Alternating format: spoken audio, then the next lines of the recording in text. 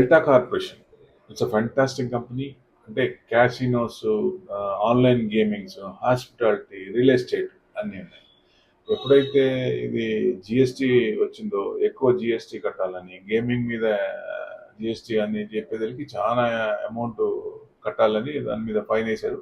అక్కడి నుంచి ఇబ్బంది పడతా ఉంది. వీళ్ళు కోర్టుకు వెళ్ళారు, కోర్టులో నడుస్తూ ఉంది. ఇప్పుడు స్కీమ్ ఆఫ్ అరేంజ్మెంట్ పెట్టి దీని నుంచి ఒక సపరేట్ కంపెనీ చేసి hospitality and real estate separate చేసి దాంట్లో చూపించాలనుకుంటున్నారు.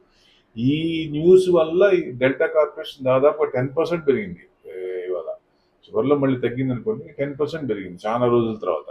సో డెఫినెట్గా విడగొట్టినప్పుడు సిస్టర్ కన్సర్న్స్ లో అవి ఉంటాయి కాబట్టి మొత్తం కలిపి దీంట్లో చూపిస్తారు కాబట్టి కొంచెం ఇదిగా ఉంటుంది.